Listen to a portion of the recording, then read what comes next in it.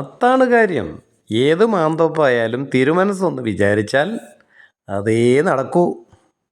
സ്വന്തം കൂട്ടത്തിൽ ഏതെങ്കിലും ഒരുത്തന് തിരുവായ്ക്കെതിർവായുണ്ടോ? എന്താ കാര്യം? ഏതവൻ നെകളിപ്പ് കാട്ടിയാലും അവൻ്റെയൊക്കെ ഡീറ്റെയിൽസ് തിരുമനസിൻ്റെ അടുത്തുണ്ട്.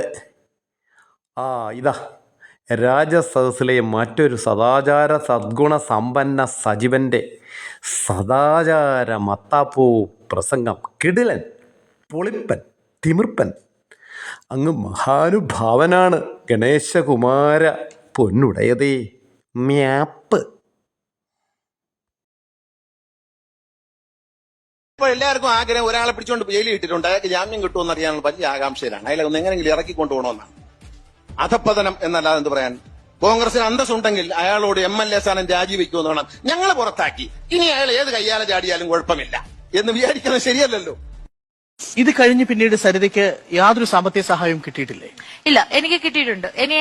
എനിക്ക് ബാലകൃഷ്ണപിള്ള സാറ് എനിക്ക് എമൗണ്ട് തന്ന് ഹെൽപ്പ് ചെയ്തിട്ടുണ്ട്. ഇല്ലെന്ന് ഞാൻ പറയില്ല. എന്റെ വീട് പട്ടിണി കിടന്നിട്ടില്ല. ഞാൻ ജയിലിലായിരുന്നു. ഒരു മാസവും എന്റെ വീട് പട്ടിണി കിടന്നിട്ടില്ല. അത് എനിക്ക് നന്നായിട്ട് അറിയാം. അതിൽ ചില രക്തബന്ധത്തിന്റെ സാധ്യത കൂടി ഉണ്ടായിരുന്നു. മേ ബി, പക്ഷെ അത് തുറന്നു പറയാൻ ആഗ്രഹിക്കുന്നില്ല. അതിൽ ചില രക്തബന്ധത്തിന്റെ സാധ്യത കൂടി ഉണ്ടായിരുന്നു.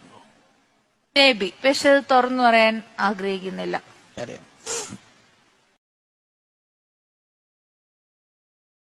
ഇതുപോലുള്ള മുതലുകളെ കൂടെ വെച്ചുകൊണ്ടാണ് ലോകത്തിലുള്ള എല്ലാ ദുശാസനന്മാരുടെയും കൈവെട്ടാൻ നടക്കുന്ന പൊന്നുതീര മനസ്സ്. കഷ്ടമേ കഷ്ടം. ഉളുപ്പുണ്ടോ എന്ന് ചോദിക്കാൻ നമ്മൾക്ക് നാണമുണ്ട്, അത്രയേ ഉള്ളൂ.